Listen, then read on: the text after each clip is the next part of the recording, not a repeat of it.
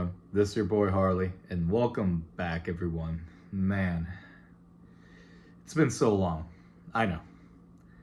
Let's just say, like, a lot of stuff has been going on. Obviously, I'm a manager of a company, one of my closest friends' company. So it's like I've been putting on more responsibility. It's not that I don't have the time. It's just, I'm trying to put myself in a good situation where I try to make myself as best available as possible and making sure that I can be here in front of every single one of you. So here I am.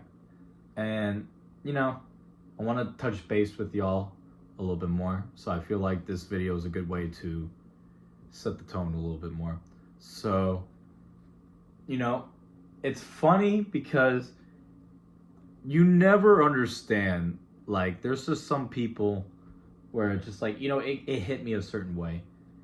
And, growing up, I always try to put myself in other people's shoes to see what they go through. But then in reality, some of those people that have like such an easy route to where they can just make something so easy, so simple, and they can get a lot of credibility for what they do, how they do it, and how it's presented to them. But then you just got some of these people who see it that way, and all of a sudden they just want to turn it, mix it around, do like pretzel knots in different directions, and think that it can go smoother and better because they want to take accountability for something they created. I'm here to tell you, I have friends, even some people I work with that do shit like that, and I'll tell you, it does not go well at all. And I'm gonna tell you that from the bottom of my heart because there's just some people, and what I'm about to say is the topic of this video, is that you're just not gonna make people understand. Because, I can tell you some stories on how people couldn't understand, or why they wouldn't understand, or why they were even put in that situation to begin with. And it's just, I'm here to tell you, it's just how they process things is how they want to process things, not how they should. It's basically like a toxic trait, and it's just, I could probably say that it's a form of narcissism a little bit. People are going to say, oh, it's a sign of narrow-mindedness, but it's just like, it's not because, being narrow-minded is just having no disregard to listen to anyone. Having a form of narcissism is knowing what you're doing is wrong, but you're putting yourself in a situation where you're trying to subject yourself away from what other people are going to tell you what the opposite of what you're trying to do is. So, I mean, I know plenty of stuff like that. And unfortunately, some people are going to hate me for what I'm going to say because, honestly, it's something that's really a big eye-opener. I'm not going to say that it's like that with all of them. It's more so about, like, how they present it and, like, the certain people that use it that way. So, I think a lot of business owners can be one of the biggest narcissisms, or narcissistic. I don't know how to say it. I'm being so stupid right now. I'm sorry. I think it's the biggest form. There's a bunch of narcissistic people out there that are business owners that do stuff the way that they want to do instead of how they're supposed to do it. So I'm going to use an example, like, first of all, I don't call anyone out when I say this. I have a friend who's a business owner, and there's just things that you can't get through to him about the two. He just thinks that he does certain things a certain way, and he can find validity behind it if it's presented a certain way, because to me it's just, that's just being reactive instead of proactive. So, I mean, let's just say that whenever you try to suggest certain things to him, it's just, no, I want it set like this. Why not have it set how you should have it set as? Why didn't we ever talk about that? Why can't we ever talk about the fact that we try to put ourselves in good situations to succeed, but like people like you are the people that try to make things harder because if it's not set in your terms, or like the ball's not in your court, then it's in nobody's court. And it's just, we try to help out for the most part. And the same person would also say, like, when it came to contracts, was that he says, like, and I'm not gonna say any names. It could be anyone at this point. But if you're willing to say stuff like this, don't think that I'm calling you out. It's something, if for all my new viewers, for everyone that's been there since day one, you know what I'm about to say. I'm not gonna mention any names for safety. So that way you can't say that I try to publicize anyone, or that you felt like that I'm trying to show bad publicity on your name. It's not, because I'm not putting your name out there for that reason. Someone said to me, and I think the problem is with some business owners, you got those business owners that have things set a certain way to benefit their daily life schedule, which unfortunately, but fortunately, it benefits what their life is about. But then you got some that use it to prove a point, or they feel like that, okay, I'm just going to get to it when I feel like I need to get to it, instead of when I should get to it. So one person said, and it put me on the fence about it, oh, well, they expect me to respond. Meaning that, like, let's say, I'm just going to use an example. Like, let's say you had an agreement with a company, but then they want to hear something for you. But then you have a manager that's there on the premises who knows enough of what you're supposed to know, but basically you're a contract holder and you know exactly in mind that's supposed to comprehend like how things should go to maintain your contract. He may or may not always be there to do that, or he may not be the person to answer some of those questions. So one time the manager, basically one of them said that, like, oh, he doesn't respond. And he said to me in response, when it was translated to them, he said to me, well, I don't got to respond. That's what I got him there for, the manager. That's what I got him there for. I'm like, okay, there's yes and no to that. Yes, he's there to handle the simple stuff. But when it comes to a contract that you have with a company, there's just certain things that I feel like, or I should at least know, I know that you need to be a part of. Because let's say we did something wrong that you probably didn't communicate with us with. You would try to pin the blame on us, because then you would have said, well, I told you that this should have went down, or you should have told me.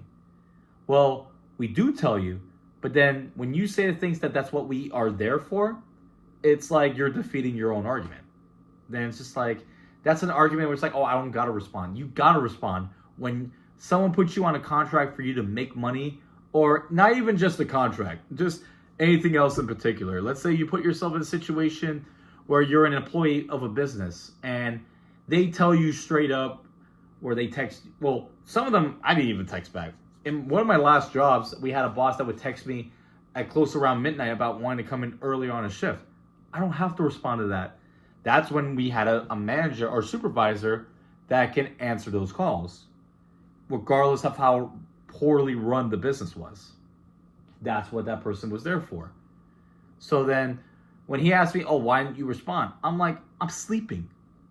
How would I know to respond? That's the only valid point, not to respond or to say stuff like that. But then to say that when you're in broad daylight, when someone is putting money in your paycheck, if they ask you, hey, can you come in on shift? You could respond and tell them, hey, sorry, I can't. You don't have to go deep into detail. It's just what I've learned is that, like, you don't need to put yourself in a situation to tell once upon a times, because it's not, it's only gonna let you know when you need to put yourselves in once upon a time situations until the situation is presented to itself. There's just some people that you could just say it simply to. Those are the people that always want the validity, and the answers are the same people that aren't going to give you just much in return, believe it or not. So when you say I don't got to respond, that's what I got my manager there for, to do those things that I want him to do. Or when he says, oh, you got to figure out himself. All right, so let's say that were the case, and he put himself in a situation where he probably said the wrong thing or said something that you wanted him to say, you can't say that then. Because then it goes back on you where it's like you should have responded when it pertains to your company, your role as a person that's supposed to do services for a business, to now where it's like you are now looked at as the person that's bad now. Now you have a reputation, and then it's going to be track marked on you. And it may not just be you, it could just be anyone else too. Once you start doing that with a lot of people, and a lot of people do say that, it could be people that don't do great business or that do great business. At the end of the day, they're going to hold that against you. And people are saying that, like, well, the more people that told that to me, the more it's true.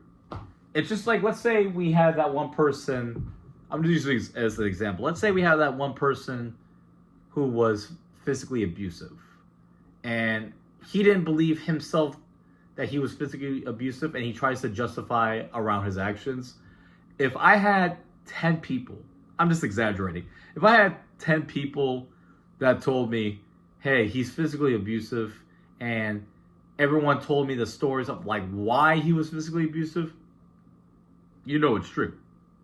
Versus one person that tries to justify around it, knows that it's true, but is trying to stick up for his actions too. That's the stuff that would make it seem that you put yourself in a bad corner or bad situations. And problem is, a lot of these business owners now do stuff out of emotion instead of being ideal. A lot of it is just like you cross them a certain way, or it's like you feel like they feel like that if you make a decision that sounds better than them and actually put more of the company within success, they'll feel threatened about it because now they feel like that someone is going to be overrun of what they done. Because like that's what you bring in these employees for suggestions. The pressure is not on them for you to make a decision right now at that point. The decision is more on the person that you put in charge for, or you're supposed to take suggestions. I mean, if you're the type of boss that can't take suggestions, that can't listen to feedback, or that can't put himself in a situation to be proactive, and this is why I say you can't be reactive and instead of proactive. Being reactive in that point would be someone who lacks training, doesn't want to put themselves in a situation where he feels like that he or she can or cannot excel the company, and then have them play figure out yourself. I've been put in that situation plenty of times. I've taken the blame plenty of times because I wasn't trained properly. I wasn't told certain things within the moment when it mattered. And then there was things that, you know, when you needed the answer the most, they didn't respond to you. But then when that situation happened, be like, hey, why don't you tell me? This is what happened. I try to communicate with you on that. And then they will always try to find a way to be like, oh, that was never the case. I never put people in that situation. And it's just like, it's not that we did put you in that situation. It's that you yourself put yourself in that situation when you're not trying to be a communicator. But the main topic of what I'm about to say is that you are just not going to make some people understand until they get put through that situation. And someone told the most simple line that I never really understood until a certain point in my life was actually the time where it was like, you know what? It's amazing how much that line hit me, because there's some people that just don't truly understand. And I just think that they do get it, but they're in so much denial to where it's just like, no, I'm having it run this way and nobody else is going to tell me anything. And it's just, that's form of narcissism, where you turn something like, where it could be easy or it could be a decent path into a harder path within the moment. If you're just going to run things within the moment and take a day-by-day process, it's just, you know, that just means that that's lack of planning and lack of being proactive. That's why you cannot be reactive instead of proactive. Because if you were reactive instead of proactive, that means you didn't put yourself in a situation for your company or for anyone else's situation to excel. And that's where my issue is with a lot of these business owners. And it's just, you know, no offense to some business owners that have done a great job with whatever company that they've established that's brought them so much high respect and success and to what their status and statue is. But there's just some people where it's just like, to be a great leader, you got to be able to take criticism, take ownership, and accountability. There's just some people that don't want to do that and will always feel like that it's all right. They screwed up on certain things, so I don't feel bad. That's just lack of accountability. What if we did screw up? Whatever happened to the saying, we all make mistakes. All right? It may not be the most serious mistake. Like a mistake is forgetting to buy milk at the store. Like, that's the same concept at work. Like, let's say you forgot to close out a tab. Some of these managers will be like, okay, I'm going to write you up. You forgot to close out a check. I mean, like, okay, go ahead and put your apron on, get your checkbook out, and take some of these orders the way how some of these people are. Some people don't understand when they go through those shifts because they don't know what's going on until they get put through them. Just because you're given a title of, like, owning a company doesn't mean you know exactly what's going on. That's why you got your department managers and you got some people that are very good at what they do that have a bigger insight of the situation. When they make mistakes, it's like, yeah, you can point out the mistake, but when some people try to communicate with you about how to prevent that mistake and you don't give much of a response, best believe that mistake is going to happen again. Your job as like a business owner or someone that has like a big status is supposed to prevent that. So that's why it's just, you cannot be reactive and not proactive. You got to be proactive instead of reactive. I deal with some people that do that, and it's just, they feel like that, like, I don't need to give them a proper speech for me to give them that. No, like, if you're gonna react the way that you want to and not train your people the way you're supposed to, and let's not even think it's business. Let's say it's a friendship or relationship. First of all, if I was in a relationship where I was with someone that was very reactive and didn't give me the advice on like how to work around certain situations, then that girl isn't right for me. I mean, right now I'm dating this new girl. I'm not gonna say her name yet because I'm praying and hoping that it goes so well. But anyway, I just want to say, it's just like, never put yourself in a situation where you feel like some people are going to get it or you don't feel the need to say something, and then when a situation happens, you got to put the blame on someone because of your lack of telling them something. And what I'm going to go back to say is that you're just not going to make people understand. There's just some people that even say like, hey, this is how we run it. If you don't like it, then leave. But then when you do try to leave, they're like, no, please, you can't do that. So the minute you apply the pressure, they want to go ahead and act different. And the problem is like, that's the best way to make them understand. But then there's some people are at that age that like, if they're not going to change, then it's like, forget it. You're not going to make them budge later on in life until they go through midlife crisis or a situation where they lost everything. But you know what that person will still do?